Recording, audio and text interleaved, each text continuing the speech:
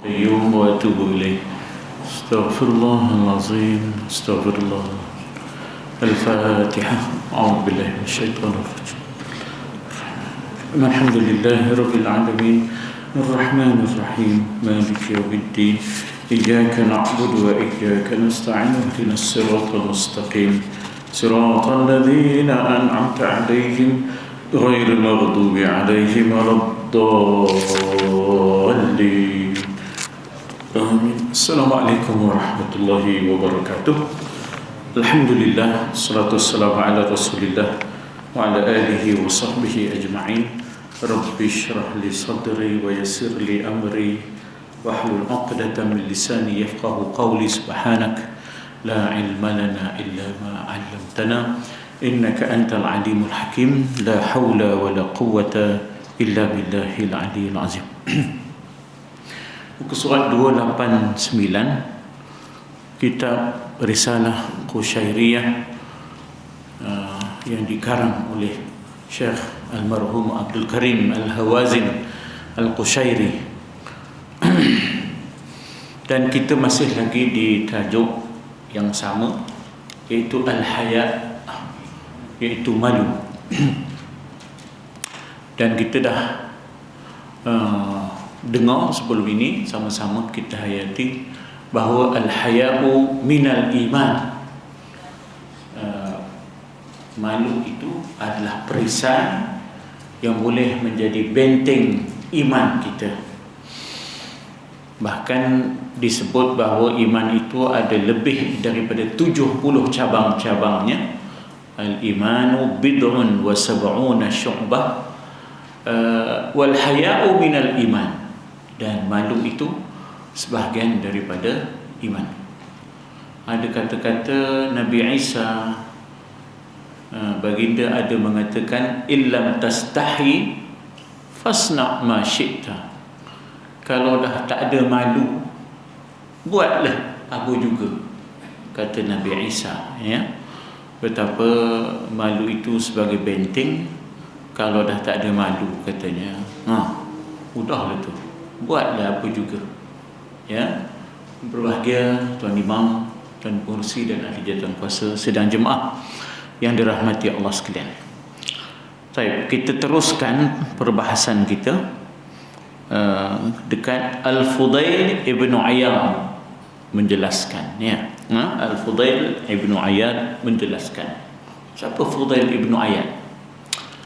Asalnya, ikut sejarahnya, dia ini dipanggil Qutta'ut Tariq ataupun Qati'ut Tariq, iaitu perampok di perjalanan. Maksudnya orang-orang pedagang-pedagang ni memang takut ke dia.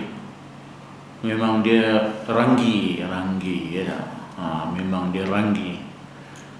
Dan memang orang takut kalau sekiranya dia dapat membaca pergerakan rombongan dagangan, ya. Sebab itulah maknanya mereka cuba menghindarkan diri mereka daripada Fudail Ibn Iyad. Tapi itu sejarah, ya. Pernah sebelum dia menjadi wali daripada awliya Allah, dia ni sejarahnya begitulah, ya. Jadi sehinggalah akhirnya dia mendapat kesedaran. Nanti saya di bahagian akhir nanti saya nak berkongsi dengan tuan-tuan dan puan-puan bagaimana dia turning point dia, bagaimana dia boleh berubah, apa puncanya, ya. Ada dua incidents yang menyebabkan dia boleh berubah, ya. Baik, dalam penjelasannya di sini dinyatakan bahawa ini setelah dia insaf, ya, setelah dia menjadi wali daripada awliya Allah. Katanya ada 5 tanda kecelakaan seorang manusia. Di antara 5 itu salah satunya ialah hilang malu. Bila dah tak ada malu itu satu kecelakaan lah, kebinasaan lah hidup seseorang yang sudah tidak malu. Apa maknanya? Tidak malu untuk mengerjakan maksiat, tidak malu untuk melanggar perintah Allah, ya. Tidak malu menyembunyikan kebenaran. Itu binasalah. Jadi yang pertama katanya ialah keras hatinya. Dalam bahasa Arab disebut sebagai qaswah fil qulub, ya, ataupun al-qaswah fil qalb, kerah hatinya. Kalau kita baca surah Baqarah tu disebut thumma qasat qulubuhum fahiya kal hijarah atau asyaddu qaswah. Hatinya begitu keras, hati mereka, hati kamu begitu keras, ya. Thumma qasat qulubukum, bagaikan batu kerasnya, fahiya kal hijarah atau asyad, ataupun lebih keras daripada batu.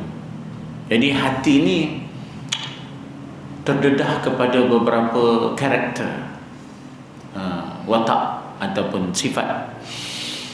Antaranya kerah, ya.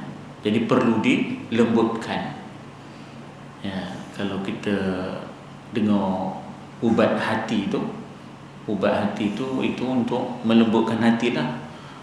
Kan disebut ubat hati ada 5. Kalau tak bernasyid tu korang lupa pula. Ubat hati ada 5 perkara. Yang pertama baca Quran dan maknanya. Jadi hati ni kerah kalau tak baca Quran. Rasa tawa, rasa lesyo. Ibadat dia tapi kurang. Dia kena lembutkan hati tu bukan hanya dengan baca Quran tapi dan maknanya sekali. Ya, itu yang pertama. Jadi maknanya hati akan jadi keras kalau kita liar daripada Quran. Tak apa gemar baca Quran. Ya. Jadi Quran ni tak boleh kita bataskan umurnya, tak kira. Walau begitu dah berumur sekalipun teruskan Quran ni. Kalau perlu belajar lah, tak apa. Kumur kalau dipakat tu, bukan yang tak yang belum tumbuh gigi baca kitab dah tak ada gigi. Nah, Ustaz Wan mengajarnya, qari kita, ya tak? Qari kita Ustaz Wan. Boleh, insya-Allah. Kemudian ada kaedah lagi satu, kaedah haraki. Satu Ahad ada kaedah haraki, ya tak? Boleh. Jadi datanglah, ya, ngaji, jangan kira, ya, jangan kira soal umur. Jadi yang pertama baca Quran dan maknanya, ya. Yang kedua solat malam dirikanlah. Allah, qiyamul lail ni, ya Allah. Yang saya ni niamul lail, bukan qiyamul lail. Niam ni tidak ada.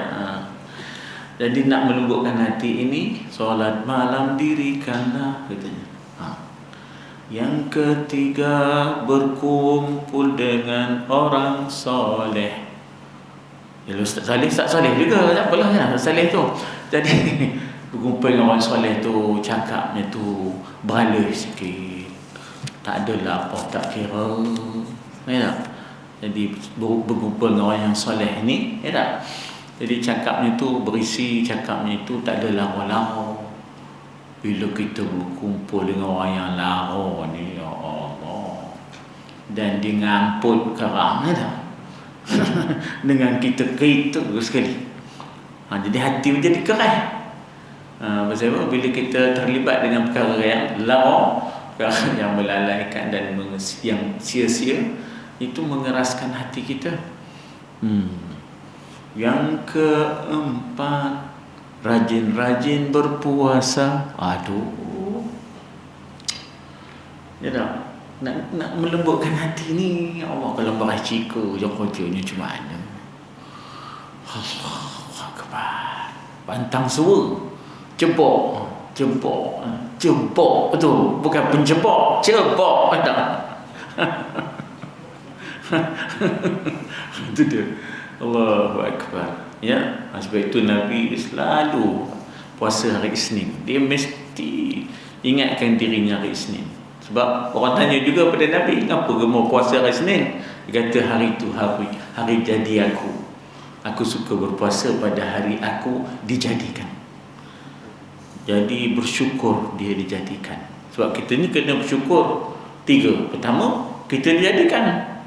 Kedua, kita dijadikan manusia, ahsani taqwim. Yang ketiga, kita dijadikan muslim. 4, kita dijadikan umat Nabi Muhammad sallallahu alaihi wasallam. Kena bersyukurlah. Yang pertama, kita dijadikan. Hari yang ke-120 kita dalam perut ibu kita, datang malaikat Jibril menghadap Tuhan, nak dimasukkan roh ataupun tidak dalam janin. Kalau Allah Ta'ala kata tak payah masukkan, tak ada kita. Yang kedua, kita dijadikan manusia. Tadi dijadikan, alhamdulillah hidup. Yang kedua, kita dijadikan ahsani taqwim. 3, kita dijadikan muslim. Rata-rata kita keluar perut dah Islam dah, walaupun namanya lain ke tak, tapi maknanya Islam. Dan yang keempat, kita umat Nabi sallallahu alaihi wasallam. Jadi Nabi ni suka berpuasa kat sini tu sebab Nabi kata ana uhibbu an asum yaumal isnain li'annani wulidtu yaumal isnain. Aku dilahirkan pada hari Senayan. Jadi artinya Nabi sambut juga hari jadi dia, tapi lain cara dia, iaitu dia menambahkan ketaatan. Kalau orang kata Nabi tak ada nyambut hari jadi, ada, tapi caranya lain, coraknya. Kita mula mencari kek lah, apa lagi tak? Dan Nabi sambut, tapi dengan menambahkan ketaatan, tanda syukur kepada Allah Subhanahu wa ta'ala. Jadi yang kelima, zikir malam berpanjangan, ya tak? Yang kelima ialah zikir malam berpanjangan. Allahu akbar. Berzikir kita, ya. Berzikir. Orang dulu-dulu sebut berzikir. Zikir malam berpanjangan. Ini di antara untuk melembutkan hati. Jadi disitulah makanya dalam Quran selalu sebut tentang thumma qasat qulubuhum ataupun thumma qasat qulubukum, antara lain ialah tidak mengambil pengajaran daripada ayat-ayat Allah, antara lain ialah tidak mengambil pengajaran daripada musibah yang menimpa. Covid ni musibah lah, tak nampak dan tak boleh dirasa. Tak tahu kita orang sebelah kita ni, ya tak? Covid ke tidak, Omicron. Mana teman tahu katanya. Dia, dunia ni ada 3 dalam hidup ni. Ada benda yang tak nampak tapi boleh dirasa. Macam angin, tak nampak tapi boleh dirasa angin tu. Ada benda yang nampak tak boleh dirasa. Ada benda yang nampak pun tidak, rasa pun tak boleh. Apa Ustaz? Covid-19. Langsung tak nampak, langsung tak boleh rasa. Dedor ke Mika? Dedor biasa je lah, dedor. Biasa je dedor. Tak tahu lah Covid kitanya. Dedor lah ya. Jadi maknanya betapa kita kena lembutkan hati. Tanda kecelakaan itu di sini disebut sebagai alamatus syaqa al-qaswah fil qalbi, ya? Kerah hati, payah nak menerima. Sebab itu disebut dalam ayat surah Al-Baqarah itu bahawa kerah-kerah, ya, kerah-kerah batu pun boleh lagi, ya, fahiyakal hijara atau asyaddu qaswa, ataupun dia lebih kerah daripada batu. Sebab wa inna minal hijarati lama yatafajjaru minhul anhar. Batu bila dititik, akhirnya banyak menjadi kawasan tadahan hujan, ya, catchment areas. Kemudian dia merekah. Wa inna minha lama yashaqqaqu fayakhruju minhul ma, dia merekah, itu keluar air daripada tadahan tadi, catchment areas tadi, turun jadi lata, daripada lata jadi sungai. Ya. Tapi kata Tuhan lebih kerah, thumma qasat qulubukum fahiyakal hijarati aw asyaddu qaswa, lebih kerah daripada batu. Jadi kalau dah kerah, lebih kerah daripada batu tu, beratlah, celakalah, binasalah hidupnya, ya tak? Yang kedua katanya bengis pandangannya. Saya terpaksa bawa bahasa Arabnya. Sebab apa? Saya tengok cara terjemahannya itu lain sikit. Sebab dalam bahasa Arab ialah jumudul ain, Ya, jumud ini ialah jamid. Jamid ini ialah maknanya kering. Air matanya. Kita minta lindung daripada Allah. Wa min ainin la tadma, daripada mata yang tak pernah menitiskan airnya. Jumud. Ya, di sini diterjemahkan pandangan bengis. Saya pun tak tahu kenapa diterjemahkan bengis pandangan, ya tak? Tapi mudah-mudahanlah, ya. Tapi bila saya pada pandangan saya, makna jumudul ain ialah tak pernah nak toyak, mengingatkan dosa, mengingatkan kecuaian, ya, tak pernah. Sebab itu saya baru dengar ceramah Pak Hamka, hendaklah dipandang yang banyak itu sedikit dan sedikit itu banyak. Apa kebahasanya ya. Hendaklah dipandang yang banyak itu sikit. Hendaklah dipandang banyaknya amalan kita itu sikit. Jangan terasa merok kembang teman ni. Sikit je nak sampai ke wali. Sikit lagi nak sampai abrar muqarrabin. Jangan. Hendaklah dipandang banyak itu sikit. Banyaknya amalan itu hendaklah dipandang sikit. Dan hendaklah yang dipandang sedikit itu banyak. Apa pula? Kejahatan kita sedikit, tapi hendaklah dipandang banyak. Jangan kita, maknanya kita kata bahawa kita itu ujub, jangan kita itu perasan. Kalau perasaan tak apa, ini perasan. Ada dua, perasaan dengan perasaan. Perasaan tahan lagi, ini perasaan. Jadi dia memecahkan ego. Hendaklah dipandang yang banyak itu sikit. Banyak kebaikan kita, banyak amalan kita, kita pandang sikit. Ya. Dan hendaklah dipandang yang sikit itu banyak. Ya, apa dia? Kita mungkin sikit kesalahan, kita mungkin sikit kejahatan, tapi hendaklah dipandang ianya banyak. Oh, begitu ya. Tak membentuk hati ni. Jadi di sini patutnya mata kita ini mudah menitiskan air. Sebab itu kita doa, antara doa kita, min ilmin la yanfa' wa min qalbin la yakhsha' wa min nafsin la tashba' wa min ainin la tadma'. Ada berapa? Pertama, min ilmin la yanfa', minta lindung daripada ilmu yang tak ada manfaatnya, tak ada perubahan pada diri. Ngaji dah. Wa min ainin la wa min ilmin la yanfa' wa min qalbin la yakhsha', hati yang tak pernah takut. Wa min nafsin la tashba', nafsu yang tak pernah cukup-cukup. Wa min ainin la tadma', daripada mata yang tak pernah menitiskan air kerana insaf, ya, taubat, tak mana kerah. Ya dah, mata tu jumudul ain, ya dah, kering air mata, tak pernah menangis di hadapan Allah, ya. Wa min amalin la yurfa wa min du'ain la yusma, minta lindung daripada, ini hadis ya, daripada amalin la yurfa, amalan yang tidak terangkat. Minta lindung daripada Allah daripada amalan yang tidak terangkat ke langit kedua, ketiga, keempat. Justru adanya ujub, adanya riya, adanya takabur, adanya tak sampai di tapisan amalan.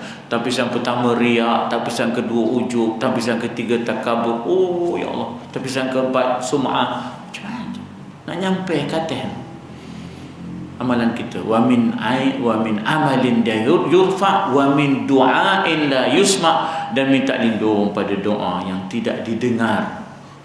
Allah dengar, Allah maha mendengar, sami', tapi lantaran mat'amuhu haram wa mashrabuhu haram wa ghudhiya bil haram, fa anna yustajabu lah.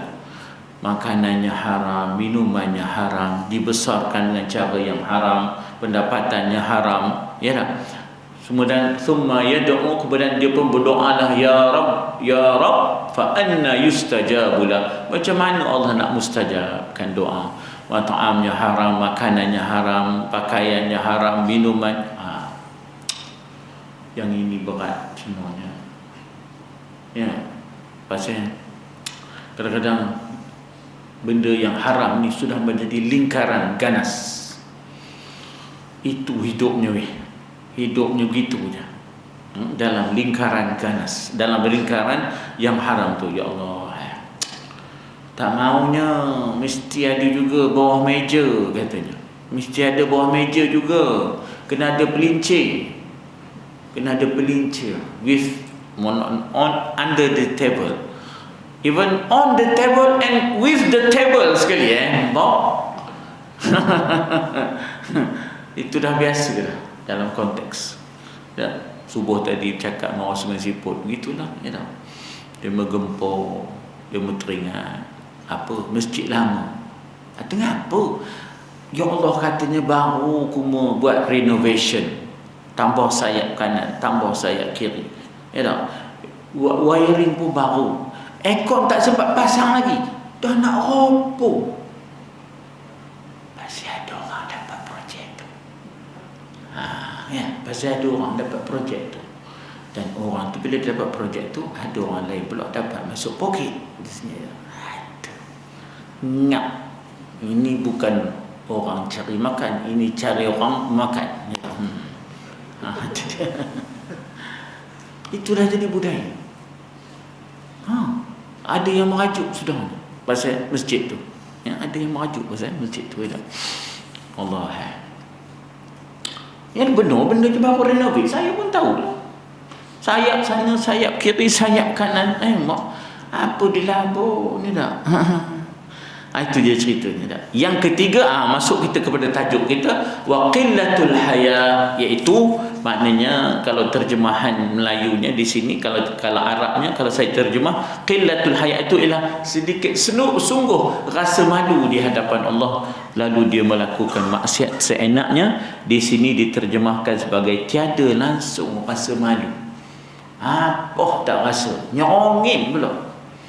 Tidak, sudah berani kerana salah dan sudah takut kerana benar. Sepatutnya pepatahnya terbalik. Kita kena berani kerana benar, takut kerana salah. Keluar Black Maria atau nyongin. Lepas tu tak mana dapatnya kepiong pun tak tahu. Tak mana dapatnya kepiong tak. Apa tak rasa tak? Berat kihnya berat kihnya. Jadi bila dah sampai ke tahap demikian, binasalah Itu di antara tanda kecelakaan seorang manusia. Dan yang keempat disebut ar-raghabah fid dunya, di sini diterjemahkan sebagai hasrat terhadap dunia. Minat. Raghabah ni minat, gemuk, ngidam, itu raghabah terhadap dunia ni. Jadi pemikirannya bukan raghabah fil akhirah, bukan minatkan akhirat, bukan gemukan akhirat, bukan rindukan akhirat, tetapi dunia je. Dalam pemikiran dia, dalam raghabah dia, keinginan dia, dunia je. Langsung tak ada akhirat. Allahu akbar. Sebab itulah kita kena tanam rasa raghabah fil akhirah. Tak apalah, tak dapat pun tak apa, tak dapat di dunia tak apa, InsyaAllah mudah-mudahan kita ada gantinya di akhirat esok. Begitu tanamkan akhirat. Sebab walal akhiratu khairul laka minal ula. Akhirat lebih baik, kekal. Dunia sementara, akhirat selamanya. Dunia sementara, akhirat selamanya. Orang kaya mati, orang miskin mati. Seni-seni. Seni. Dan juga di sini diterjemahkan yang kelima yang boleh membinasakan dan mencelakakan seseorang, iaitu diterjemahkan di sini bahawa kalau di sini dikatakan wa tulul amal. Tulul amal ni panjang angan-angan. Panjang angan-angan. Di sini disebut bahawa harapan yang tidak terbatas, angan-angan terhadap keuntungan duniawi. Panjang angan-angan. Kata Pak Hamka, mati Belanda kerana pangkat, mati Cina kerana harta, mati Kelin kerana makanan, mati Melayu kerana panjang angan-angan. Saya kebetulan beli CD dia tu, jadi dia kata mati Belanda tu, maknanya dulu lah, di Indonesia tu Belanda lah.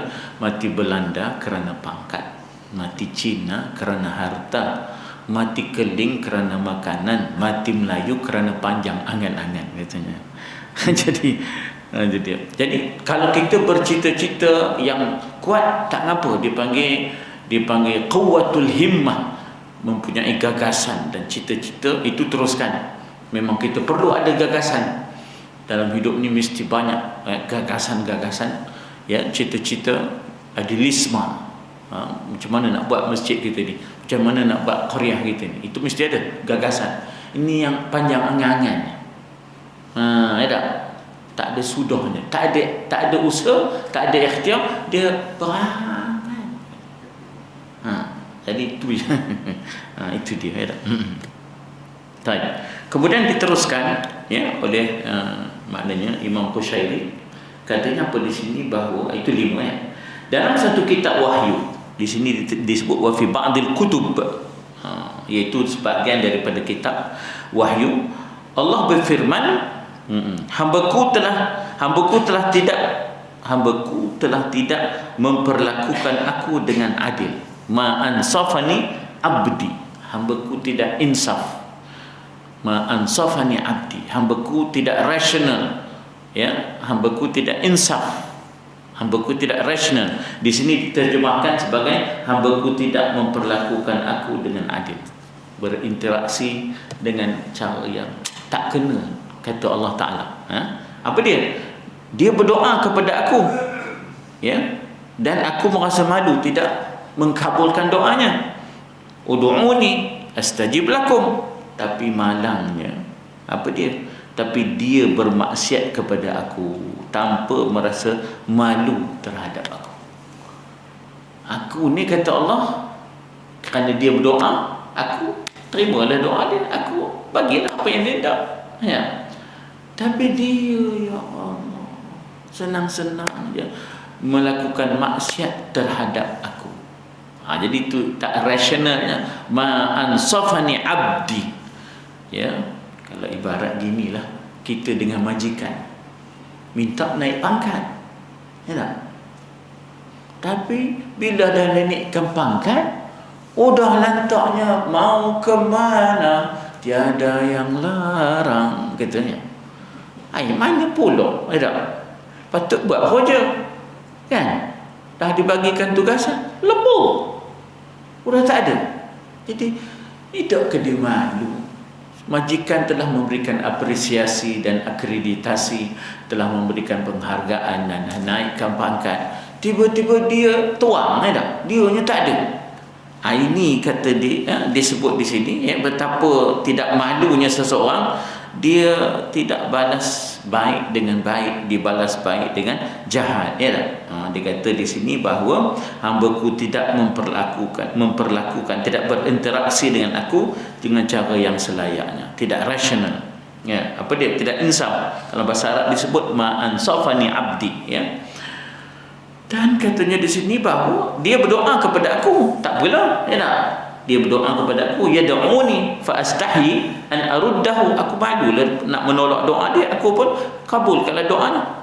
Tapi dia, ya, bermaksiat kepada aku, wa ya'sini fala yastahyi minni, dan dia boleh senang-senang engkar maksiat, tidak buat kerja, tidak menjadi hamba, tidak beribadat, dan tidaklah pula dia rasa malu. Macam tadilah, majikan dah naikkan pangkat, dah berikan dia akreditasi dan sebagainya, kedudukan, tiba-tiba prestasinya menurun dengan begitu menjunam, ya tak?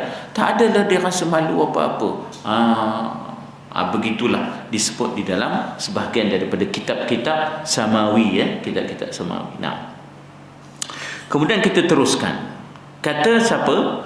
Kata Yahya ibnu Mu'az menyatakan, bagi manusia yang malu di hadapan Allah, ketika dia taat, Allah malu menghukumnya ketika mana dia melakukan dosa. Ini merupakan motivasi, ya, merupakan suatu motivasi, suatu pecutan, suatu galakan, ya tak? Maknanya manusia mana yang tak buat dosa, ya tak? Sifat manusia itu mewarisi Nabi Adam alaihissalam, berbuat salah, ya, berbuat salah. Namun demikian, justru dia ada ketika-ketikanya, ya, dia malu dengan Allah Ta'ala, tak sanggup dia berbuat demikian. Maka kelebihan malu itu diberikan, maknanya penghargaan, diberikan kemuliaan, sehingganya kalau nantinya dia pernah terjebak, justru kelemahan dirinya, kelemahan imannya, terpengaruh dengan kawan-kawannya, kesuntukan hartanya, lalu dia terlibat juga, maka oleh kerana dia pernah ada sifat malu di hadapan Allah, Allah memberikan penghargaan, maka Allah pun malu untuk melakukan, untuk menghukumnya ketika mana dia melakukan dosa. Ya, man istahya min Allah Ta'ala muti'an istahya Allah Ta'ala minhu wa huwa muznib. Kalau terjemahannya ialah siapa yang pernah malu dengan Allah dalam keadaan ketaatan, lalu Allah malu kepadanya ketika mana dia melakukan dosa. Jadi maknanya malunya kita kadang-kadang tenaga Tuhan bagi, kita tak sumbangkan, harta Tuhan bagi, kita tak sumbangkan, ya tak? Masa Tuhan bagi, kita tak maknanya manfaatkan, malu tu datang. Lalu kita pun iringi dengan amalan-amalan. Tetapi ketika-ketika yang lain, barangkali kelemahan nafsu, kita terjebak dengan perkara maksiat. Namun Allah akan memberikan penghargaan. Malunya kita sebelum ini akan menyebabkan Allah malu untuk menghukum dosa-dosa yang kita lakukan. Ini sebenarnya kita kata perbahasan tasawuf ni, ya, perbahasan yang maknanya kita kata perbahasan yang maknanya kita kata yang melibatkan interaksi hamba dengan Tuhan. Dan Allah Ta'ala itu berlaku ihsannya kepada hamba tu lebih. Kalau hamba ku datang berjalan, aku datang kepadanya berlari, begitu kan? Kalau hamba ku menyebut aku sendiri, aku menyebutnya di khalayak ramai, malaikat-malaikatku. Jadi begitu Allah lebih daripada apa yang kita lakukan. Kita datang kepada Allah berjalan tu maknanya bukan seorang-seorang. Allah datang kepada kita, lebih-lebih suka kepada kita berlari. Maknanya Allah lebih suka rapat dengan kita. Kita sebut nama Allah dalam zikir kita sendirian, Allah sebut nama kita dalam majlis khalayak ramai ataupun khalayak malaikat-malaikat. Jadi Allah lebih daripada kita. Hai mak, kalau kita pergi rumah orang ni, ya, tuan rumah tu melayan kita, ya Allah, kalau esok dia datang rumah aku lah, mana apa aku nak melayannya, ya Allah, lepas ke dapur, lepas ke dapur, dia punya layan itu, ya Allah weh, kata orang, ya Allah weh, ya Allah weh, lepas ke dapur, ya Allah, dia layan sampai aku dah tak boleh nak tidur. Mengapa? Tak, macam-macam dia layannya. Mak, kalau dia datang ke wali esok mana apa nak aku layan dia tu, ya. Itu contohnya. Maksudnya lebih Allah daripada kita dari sudut maknanya iradah Allah untuk supaya kita mendekatkan diri kita kepada Allah Subhanahu Wa Taala. Nah, baik. Kemudian apa katanya? Ya, kemudian apa katanya? Ketahuilah bahawa malu menyebabkan pencairan. Apa pula ni? Inilah masalahnya bahasanya, ya tak? Cair kita punya iradah, kita punya kehendak-kehendak menurut nafsu, menurut dunia, keinginan-keinginan sementara tu, dengan sebab malu tu jadi cair semua keinginan-keinginan nafsu tu. Malulah, ya Allah. Kenapa? Banyaknya nikmat Tuhan bagi. Aku ni kurang no bersyukurnya. Mudah jaga malam. Buat apa tu? Berzikirnya, semayangnya. Itu dia. Ya. Pasal malu Tuhan bagi macam-macam, ya Allah. Aku ni lah rupanya kadang-kadang qabliyah ba'diyah pun tak payah. Ya, qabliyah ba'diyah tak payah. Itu malu. Itu Tuhan bagi segar. Ya tak? Setengah orang tu kena laki strike, setengah orang kena laki stroke.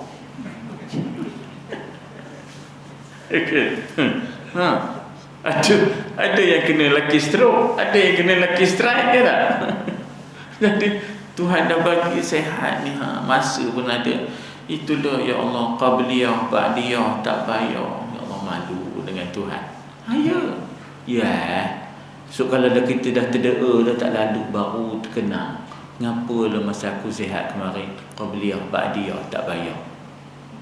Ya, dengar je ni. Jangan masuk belah kanan, keluar belah kanan juga. Kau tengok berapa orang buat dia orang. Tengok ya. Nanti dia tak. Bukan dia nak cakap besar, tapi nak ngapur je.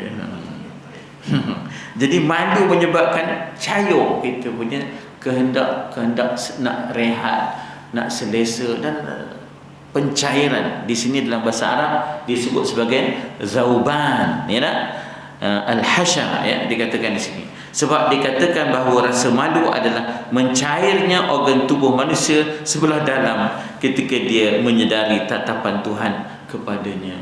Allah tengok aku, ya. Fa innahu yaraka, ya. U'budullaha ka'annaka tarahu fa illam yakun tarahu fa innahu yaraka. Sembahlah Allah seolah-olahnya engkau melihat Allah. Kalau tidak engkau melihat Allah, sedarilah Allah sedang melihat. Jadi maknanya oleh kerana itu kita bila ada observation, ya, kita akan buat yang perfect, kita akan buat yang paling sempurna. Kita diobserve, ya tak, oleh guru ataupun oleh pensyarah misalnya. Kita dibuat kerja, ada mando, ada tanding. Orang lama kata tanding, ya tak? Orang sekarang supervisor. Takkan kita buat lebih kurang, halai-balai? Tak boleh. Ya tak? Tambah kalau pak mentua ke mak mentua nengok menantu kan, nak buat seri muka, jadi kidak mukanya seri kidak, ya tak? Mak terotip kerjanya dah. Beralui dia kerja, ya tak? Pasal mak mentua tu nengok aku ni, ya tak? Takkan halai-balai cincin-hancir apa itu, ya tak? Ini Allah Ta'ala melihat kita, ya. Jadi sebab itu kecairan ego diri, kecairan mengikut kehendak nafsu untuk rehat, untuk tidak bermujahadah, cair itu semua, ya, cair itu semua, ya. Dikatakan malu adalah mengkerutnya hati manusia. Mengkerut hati ini, mana maunya mengkerut, ya tak? Tapi dia transform, ya, dipindahkan. Hati itu macam objek yang boleh mengecut, yang boleh mengkerut. Dalam bahasa Arab dia punya istilah asalnya ialah inqibad al-qalbu li ta'zimi rabb, ya. Jadi mengecut hati itu kerana keagungan Tuhan. Aku ni serba kerdil, aku ni serba memerlukan, aku ini sebenarnya kalau tak adalah Allah bagi jantung duk dap. Ya tak? Jantung ni dia sendiri je duk dap. Jadi kalau Allah bagi kita kena ngepam je kerja, sudah tak jadi kerja. Kan? Kita Allah Ta'ala bagi jantung, tapi kita kena pam sendiri. Ngepam. Apa minggu baik awak ngepam jantung? Apa? Kalau tak dipam tu tumbuk. Atau sudah tak kerja apa gitu sudah. Tak nak nyambil, tak ada apa semua kan. Tidak. Sebaik Allah siapkan automation ni dah, orang putih kata automation ni dah. Dah tak ada apa masalah ni. Malulah kita, tak? Malulah kita. Jadi katanya di situ mengkerut, mengecut, inqibad ni dia kontrak, ya, dia maknanya dia jadi mengecut, ya, dia jadi mengecut, dia jadi mengkerut hati manusia kerana keagungan kebesaran Tuhan. Di sini disebut untuk, ya. Tapi kalau saya lihat lebih sedapnya ialah kerana memikirkan ta'zim, ya, kerana mengagungkan Allah Subhanahu Wa Taala, ya, maka hati kita tu tidaklah mengembang, tidaklah hati kita itu besar hati dengan apa yang kita lakukan. Sebenarnya pandanglah yang sedikit baik itu, yang banyak baik itu adalah sedikit. Kebaikan kita yang banyak itu hendaklah kita rasakan sedikit, ya. Dan pandanglah yang maknanya kita kata yang banyak kita kebaikan itu pandanglah sedikit, dan pandanglah sedikit yang jahat itu banyak, ya. Itu inqibad al-qalb, ya. Dikatakan juga manakala seseorang duduk di hadapan sekumpulan manusia memperingatkan, bagi nasihat, bagi pengajaran macam saya lah, maka kedua malaikat berseru kepadanya. Sebab kita ni wa inna alaikum lahafizin kiraman katibin. Kita ni tak lepas diri kita ni daripada malaikat, ya. Tapi syaratnya kita jangan buat perkara yang menyebabkan malaikat lari dah. Jadi bila kita tu didampingi oleh malaikat, ilham pun baik-baik, ya. Kemudian jaga, senang jaga. Ya, orang dulu bukan ada sangat jalocin ke apa, tapi senang jaga. Mau sekarang ni kunci, ya, mana handset lah pula, kunci jam lah, sudahnya nyelor je tangan je nutup, ya tak? Lepas tu dia mika nutup jam, kan. Tak bengkada je tak bengkada je. Udah 5 kelahi, siapa nutup jam? Kadang-kadang orang sini, kadang-kadang orang sebelah sini tak tengok letak. Oh, orang dulu sedar je. Pasal apa? Pasal sentuhan malaikat itu. Kita tu bersama kita, wa inna alaikum lahafizin, hafiz kiraman katibin tadi, ada malaikat yang mulia tadi. Jadi bila kita bercakap depan orang ni, memberikan nasihat, pengajaran, dua malaikat ini akan berkata, kata malaikat tu, peringatkanlah diri kamu. Aiz nafsak. Kalau dalam bahasa Arabnya disebut sebagai aiz nafsaka, ya tak? Aiz nafsaka bima ta'idu bihi akhaka. Kamu kena bagi pengajaran pada diri kamu dulu, sebagaimana kamu memperingatkan saudara kamu. Sebab itu ada setengah orang kata, sebenarnya apa yang saya sampaikan ini lebih-lebihnya pada saya, sebab saya lebih dekat. Telinga saya dibandingkan dengan telinga tuan-tuan, telinga saya lebih dekat dengan mulut saya. Jadi saya lebih awal kena ambil pelajaran daripada apa yang saya sampaikan. Pasal telinga saya lebih dekat daripada telinga tuan-tuan. Ya tak? Dengan mulut yang menyampaikan. Allahu Akbar. Ya, jadi katanya di situ, ya, maknanya kata malaikat, peringatkan diri kamu sebagaimana engkau peringatkan saudaramu. Jika tidak, maka malulah engkau di hadapan Tuhanmu sebab dia melihatmu. Lima taquluna ma la taf'alun. Ya, kenapa kamu berkata benda yang kamu tak buat? Kabura maqtan 'indallah an taqulu ma la taf'alun. Amat besar kemurkaan di sisi Allah kamu berkata benda yang kamu tak buat. Kabura maqtan 'indallah an taqulu ma la taf'alun. Surah apa? Saf, ya. Jadi apa tuan-tuan? Maknanya umat Islam ni tak boleh menjadi umat crisis of expectation, orang putih kata, ya tak? Maksudnya orang mengharapkan pada umat Islam ni sebagai umat yang terbaik, khairu ummatin ukhrijat linnas, ta'muruna bil ma'ruf wa tanhauna 'anil munkar, you enjoin right and you forbid evil. Tiba-tiba terbalik. Tak apa gitu. Bila lagi? Yang penting orang kita. Yalah, tak boleh apa itu, takkan orang kita, asyik orang kita je lalu kita membuat perkara yang mungkar, ya tak? Ta'muruna bil munkar wa tanhauna 'anil ma'ruf. Oh sudah, tak apa orang kita. Ini saya pun risau ni. Saya risau. Ada alasan orang kita ni, tak apa Melayu ni. Takkan kita nak menghalalkan benda yang salah? Tak apa Melayu. Oh, kalau ada kopi itu tak betul cara fikirnya. Tak betul cara fikirnya. Bagi saya itu rosak lah. Apa sudahnya? Orang punya expectation, orang punya harapan, kita buat yang terbaik, tak? Kan boleh macam orang masjid kan. Kita ni orang masjid, orang mengaji ni, jangan buat tak tentu. Kan? Lantak ni makan es krim jalan. Jadi kenduri tu kan. Jadi ada es krim. Jadi nak nyampe rumah tu,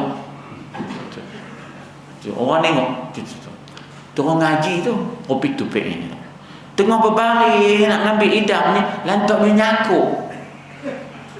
nyakuk pepeda orang jual mulut tu orang masjid di mana. Jadi kita tu kena apa dipanggil zero defect, cakap orang putihnya. Dia tak kena zero defect, kecacatan sifat. Kan senang orang punya expectation tinggi. Tapi orang punya expectation pada orang yang mengaji ni, jangan harui. Jangan harui, ya tak? Sebab itu jangan buat tak tutup pasal. Time maghrib kita bakul sampah. Jangan. Nengok itu sampah tutup bakul. Apa dia tengok? Kan bunyi ting ting ting. Kau apa tahu? Apa ting ting ting tu? Itu Hindu sembahyang. Ting ting ting ting. Nengok api terbakar. Apa? Bakul sampah. Allah tuan-tuan, sedih tu. Kalau kita berjalan di kampung-kampung tu kan, bila time maghrib tu, kami terpaksa tu berjalan kan, nak pergi ke tempat ngajar. Itu tu ngadak sampah terbakar. Jadi macam mana kita nak expect budak-budak muda ke masjid, ke surau kalau ada yang tutup itu? Ya tak? Tak boleh begitu ya. Jadi orang macam kita ni orang pandang tinggi. Maka orang Islam pun begitu. Expectation orang. Macam mana kita boleh menghalalkan benda yang salah? Jadi saya tak boleh nak terima lah. Saya lah peribadinya saya tak boleh nak terima untuk kita justify, kita mengiyakan benda yang salah. Minta maaf. Bagi kita Allah dah arahkan innallaha ya'muru bil adli wal ihsan wa ita'i dzil qurba wa yanha 'anil fahsya wal munkari wal baghi. Fokus senangnya itu ingatan dari setiap Jumaat tuan-tuan dan puan. Kok yang kita terpaksa berhenti walaupun sebenarnya ada sikit lagi ya dah. Risau juga kan tiba-tiba ada pula spot check jenuh kan. Walaupun ada sedikit lagi, iaitu Syekh Junaid Al-Baghdadi ditanya tentang malu. Berhenti kat situ lah. Siapa Syekh Junaid ni? Syekh Junaid ini adalah imam tasawuf. Dia ada dua, ada Syekh Junaid, Syekh Abdul Qadir Jailani. Ini dalam ilmu tauhid ada dua imam tu, Abu Hasan Al-Asy'ari, kemudian ada Abu Mansur Al-Maturidi. Kemudian dalam ilmu hadis pun ada 6 imam, dalam ilmu fiqh ada 4 imam, dalam ilmu tasawuf ada 2 imam, Syekh Abdul Qadir Jailani dengan Syekh Junaid Al-Baghdadi ya. Jangan nampak tarikatnya, tak, kena tengok fikrah mereka, pemikiran mereka ya tentang tazkiyatun nafs, tentang pembentukan hati ya. Mana yang baik daripada Allah, saya dan salah saya mohon maaf, dan saya terpaksa tangguhkan bahasan kita sedikit tentang Fudail ibn Iyad, apakah punca dia berubah ya akhirnya menjadi wali min auliyaillah subhanahu wa taala. A'udzu billahi minasyaitonir rajim. Bismillahirrahmanirrahim. Alhamdulillah, salatu wassalamu ala Rasulillah wa ala alihi wa sahbihi ajma'in. Allahumma ij'al jam'ana hadza jam'an marhuma, tafarraqana min ba'dihi tafarruqan ma'suma, wa la taj'al fina shaqiyya wa la matruda wa la mahruma. Allahumma ij'alna mimman yastami'una al-qawla fayattabi'una ahsana. Allahumma ati nufusana taqwaha wa zakkiha anta khairu man zakkaha anta waliyuha wa maulaha. Wa sallallahu ala sayyidina Muhammad wa ala alihi wa sallam. Alhamdulillahirabbil alamin. Taqabbalallahu minkum.